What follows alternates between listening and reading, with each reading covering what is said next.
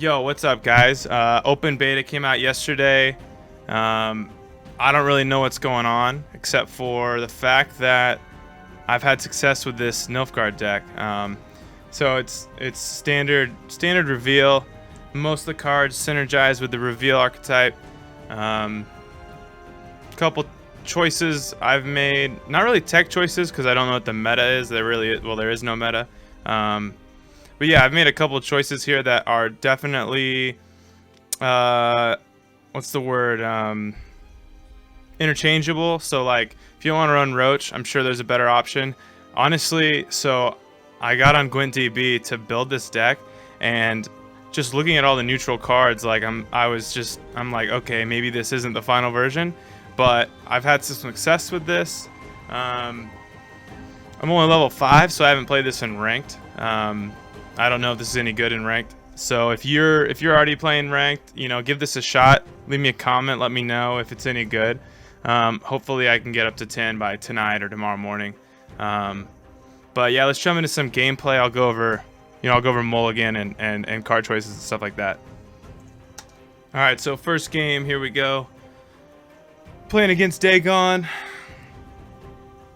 All right, so typical Mulligan for this deck. Obviously, we don't want Roach, but spotters are our first priority. Spotters gain value throughout the game. Anytime a card is revealed, spotters gain 1. So they're our third round card. So starting out, yeah, spotters go in our deck. Foot Soldiers, this card right here, the 4 strength bronze. That is typically our round 1 play, or at least a priority for round 1. That's deck thinning. And if you can get 2 or 3 of those, or even 4 with Operator, it's an amazing combo because you play Morvran, you play our leader, you reveal all 3 of them, they all go onto the board, and you get 3 fresh cards.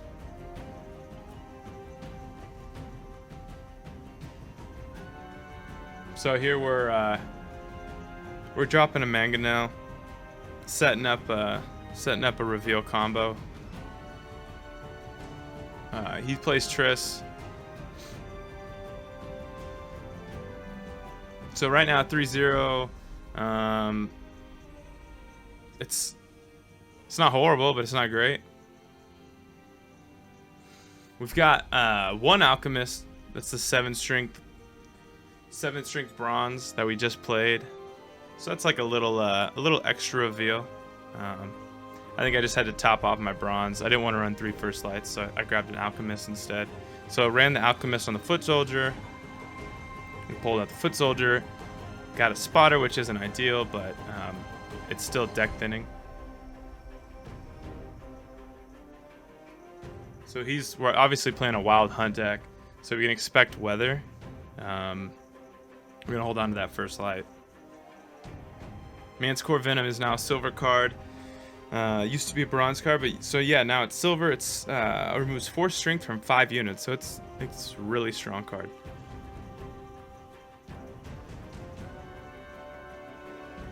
I don't really remember what we did here. Keep in mind that if he loses the round, those Wild Hunt Riders now gain resilience. So the 6 strength bronze at the top of the screen. So definitely something to keep in mind as you play. All right, so we decided to go leader. I'm probably going to select the Fire Scorpions because they fire from your hand. And they do 3 damage. And then the nice thing about this deck, especially if you have a mangonel on the board, is if you don't have any revealed targets in your hand, you still have the opportunity to reveal opponent cards. And although it's better to, reveal your own hand and perform combos, it's still helpful to know what your opponent's going to play or has the opportunity to play. And then sometimes it can also be like a mind game because, like in this case, we revealed 1 card and he played it. That he might have been planning on playing that anyways, but it's almost like since we knew what the card was, he played it. And so there's some opportunity there for messing with your opponent a little bit.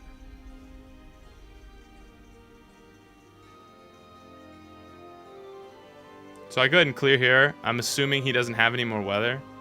Hindsight 2020, not sure if that's the best play. However, we're tied.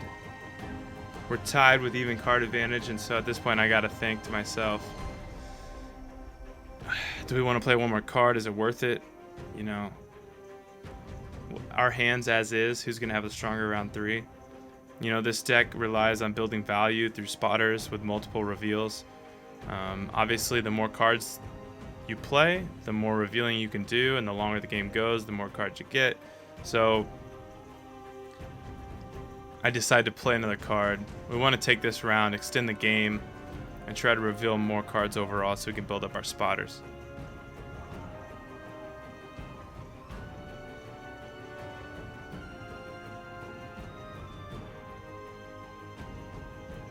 There we go. 13-22, go down by 1, win the round.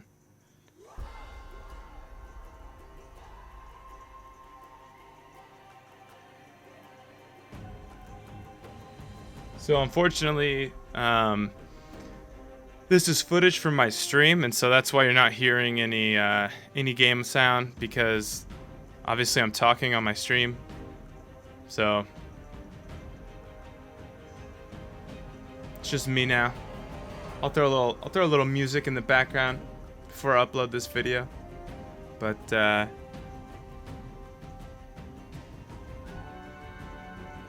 so we're in round 2. He did lose, and so as pointed out, shout out Nightfall, who was hanging out in stream.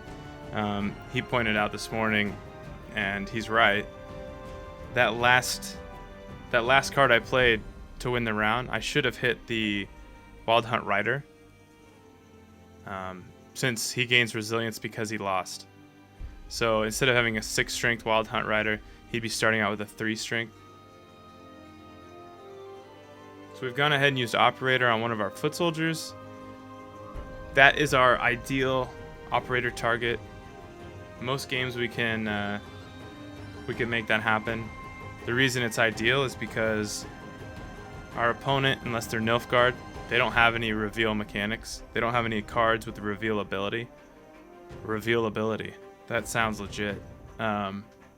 Anyways, so that's a plain old 4 strength bronze for him, and for us, it's it's an additional deck thinning. So we throw down Kahir. We play both of our foot soldiers because we want to thin our deck further to increase our chances of better cards in round 3. So now we know he has Scorch, which is very helpful, because knowing he has Scorch is huge because we're running spotters, and unfortunately spotters gain value at the same rate, all 3 of them. And so at the end of the game, when you play them, they're all going to be the exact same value. And so they're Igni and Scorch magnets. So ideally, round 3 spotter, you want to have you want to play spotters as late as possible. So as we see more games and as people play against more reveal, I'm assuming that Scorch will be something you hold on to.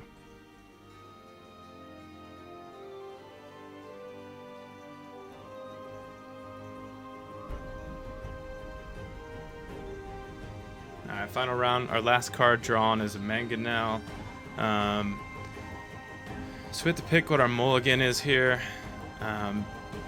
Pretty sure I went with Venom, Manticore Venom. And the reason I mulliganed to silver, normally you probably wouldn't do that, but the reason I did is because Dagon, specifically Wild Hunt, beyond Riders, you're not going to be doing a lot of row stacking. And so Manticore Venom is only really valuable against an opponent that's going to stack cards on a single row.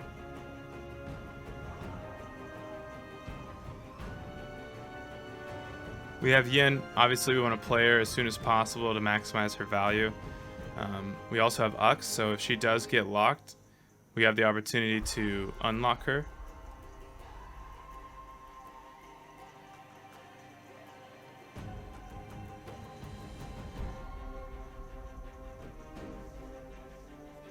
Fortunately, we won round 1, lost round 2, so we're gonna get last card. Now, my opponent misplayed here because he played Cleaver because he was gonna lock Yin. I don't think he realized that Cleaver can't lock golds, and so unfortunately, he had to lock himself.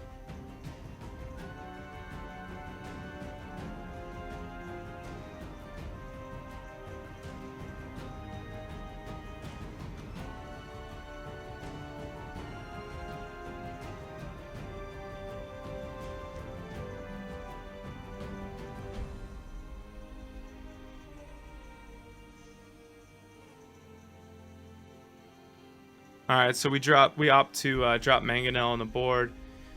We have Leo Boneheart, so that's our last reveal card with revealability. Gonna keep saying that word now. That being said, we want to get the Mangonel down before we use Boneheart. And a really good combo with him is playing Leo into a Fire Scorpion. And the reason that is because Leo does damage to your opponent based on the value of the card he reveals. And so we reveal a Fire Scorpion. The Fire Scorpion does 3 damage from the hand because it gets revealed, and then Leo does 6 damage based on the strength of the Fire Scorpion. Another really good combo with Leo is using him on a spotter late game. Our opponent's not going to have any high value targets, you can kind of already tell. But that's a really good final play too, because right now Leo would be able to do 11 damage to an opponent if you're choosing.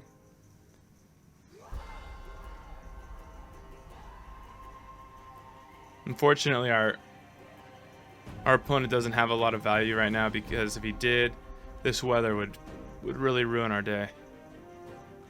Thankfully, spotters are agile, and so we're able to place him on the range row.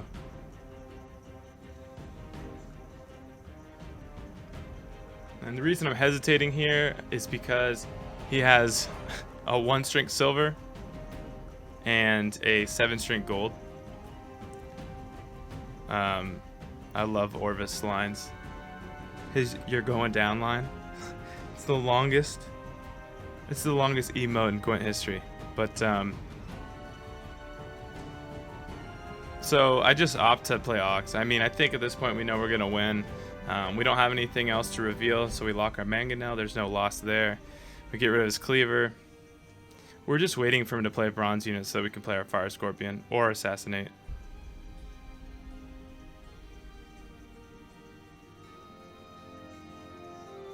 Just moving right along, speeding things up here a minute. All right, so he's gonna play. What is that? Emerith. Not a lot to say there. Ties the game, but he's got the Foot Soldier we gave him and Scorch. That's all he's got left. So, I mean, we're gonna win on the spotter alone. So a lot of versatility in this deck, for sure. Keep going. 15-14, we play our final spotter and we take the game.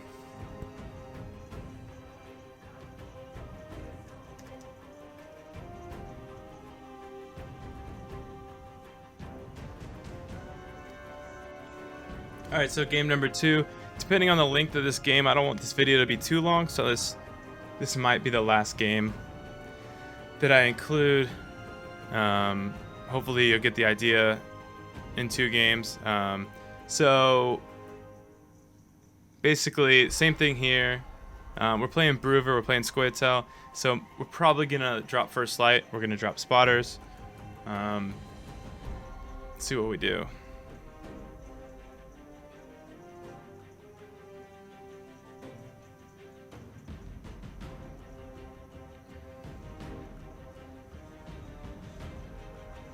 Alright, so I don't know what I was thinking here. I don't know if I screwed up or didn't scroll all the way to the right. I don't know if I missed Roach.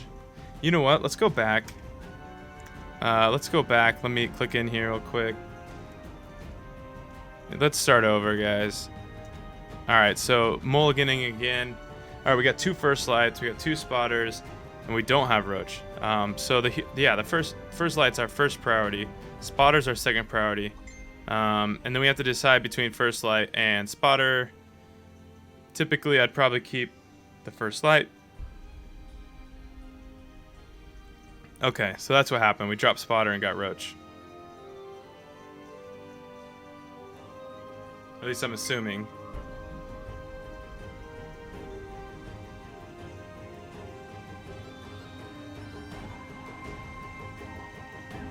Yeah, so we dropped spotter and got Roach, so that's just bad luck.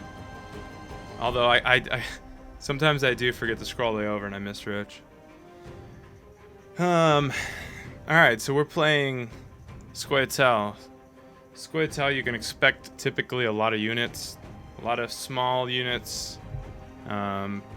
So Yin's super valuable here because she has a lot of targets. If you play her early, Squid Cell's gonna have a hard time building value as long as they don't lock her.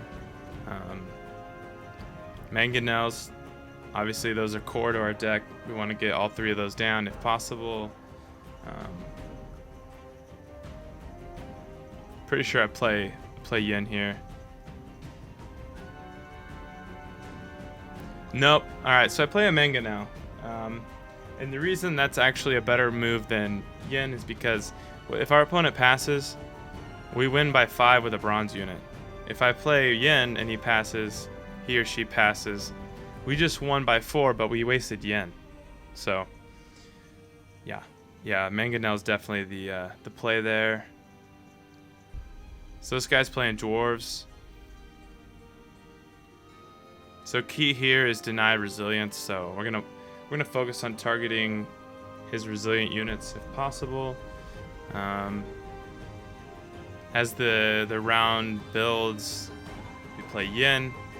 Obviously, if we're gonna play Yin in a round, you want to play her as early as possible to get the maximum value out of her. Tied up 10-10.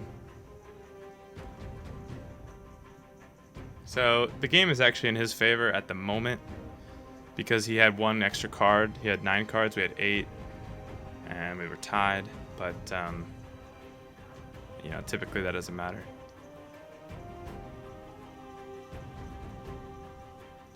All right, so he's playing a control-y type Squid Cell deck. He's trying to control our mangonels by getting rid of them. I don't think he has a lock, otherwise he would have played it by now. So we didn't have any reveal targets in our own hand, and so again, just showing the flexibility of this deck, we just revealed his cards. Got value out of revealing his cards. Now we know what he's playing with.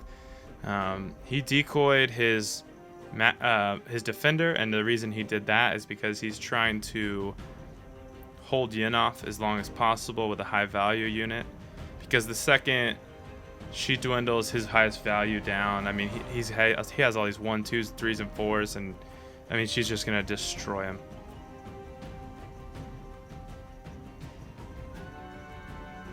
Alright, so we play Ox.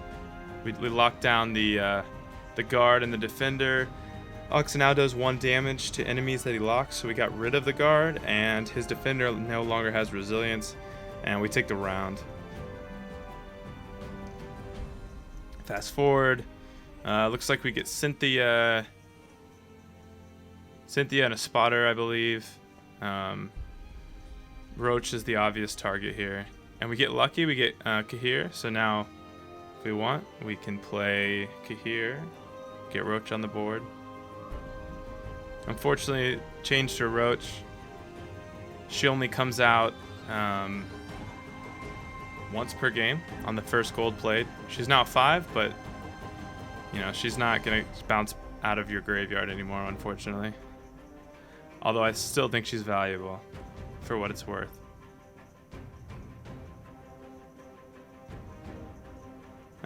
Again, remember that double cross is going to either pull Operator at a 9, or we'll pull an Alchemist at a 7. After that, it's going to pull one of your machines. trying to remember which machine has higher value, if it's the Mangonel or the Fire Scorpion. I don't remember off the top of my head as I'm recording this, so just look it up. Go back to the beginning of this video, look it up. Just remember make a mental note of that so that you know what your operator order is. I'm sorry, your double cross order. Alright, so last card is a spotter. It's a decent draw for round 3. Obviously, the spotters have been building value, so we want to play them. We drop first light. We get a foot soldier, which is great.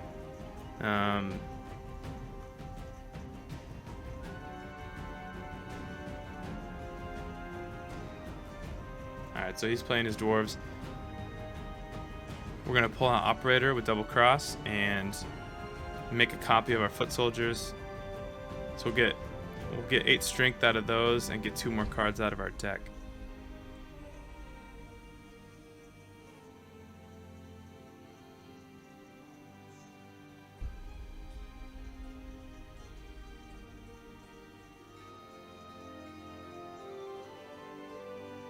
Okay, so again, he's playing healers. So row stacking here. This deck, this reveal deck, is super good against row stacking, and so this is a good matchup for us. So Cynthia revealed. I'm not even gonna try to say that dragon's name. Used to be Saskia. At least that card art was Saskia. I don't even Cianthia. I don't know. So she got 6 value out of him. So much has changed, it's crazy. I don't know how to pronounce anything. I don't know what any cards do. That's why I still have the tooltips on, is because I'm still learning. So we just played Kahir. We're going to reveal one more of his cards. We're going to pull out both of our foot soldiers. We'll get Roach on the board. The only thing that sucks is that we drew a foot soldier with a foot soldier, and we have no more reveal cards in our deck, in our hand. Sorry, not our deck, in our hand. So that's a dead 4 strength bronze.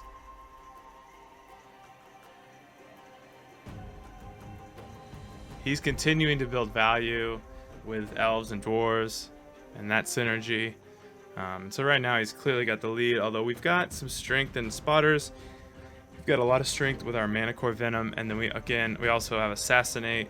Assassinate's amazing. It's exactly what you think. It just deletes a card. It literally kills any card, any non-gold.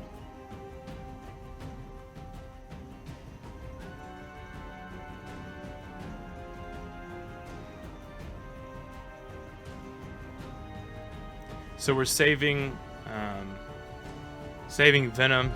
We're saving Assassinate for the late game, late round, because we want to see what his highest value targets are going to be.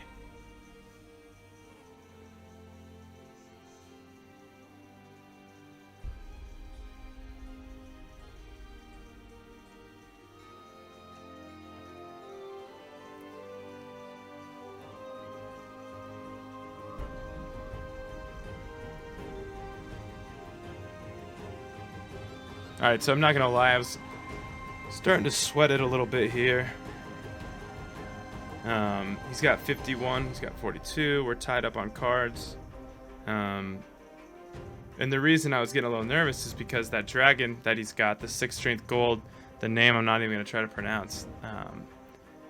So I'm trying to read the card text. I can't really read it behind the chat, but basically it gains 1 strength for every dwarf you have, dwarf or elf, I can't remember, and then it does 1 damage for every dwarf or elf that you have. So let's say it's 1 strength for all your elves and does 1 damage to your opponent for all your dwarves. It might be vice versa, I can't remember, but either way he's playing a dwarf elf deck, and so that card's quite a bit of value. He's got some row stacking going on and 1 more medic, so he's looking pretty strong as well.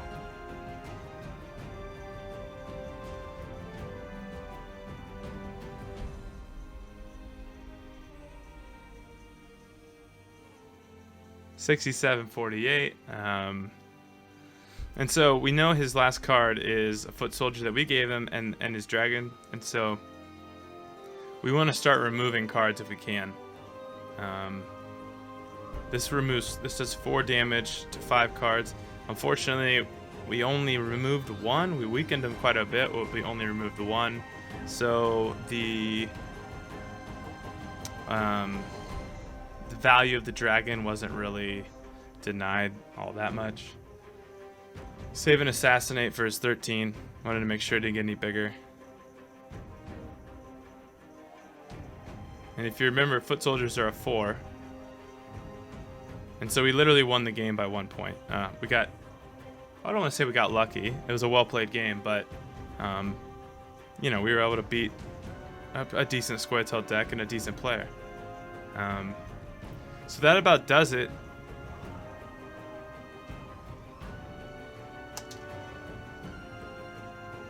All right, guys, that's basically it. That's the deck in a nutshell. I don't think I missed anything. If I did, and you have questions, leave me a comment. Let me know below the video if you liked it. Like the video.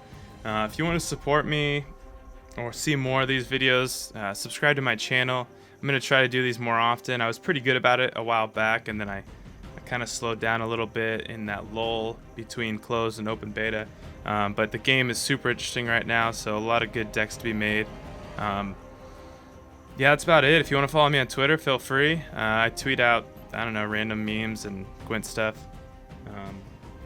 Twitch, I'm on Twitch 6 a.m. weekdays, sometimes on the weekend, but typically pretty early. If you can't make it that early, I still appreciate follows. But if you can, just say what's up, say hi, and that's it. I'll see you guys next time.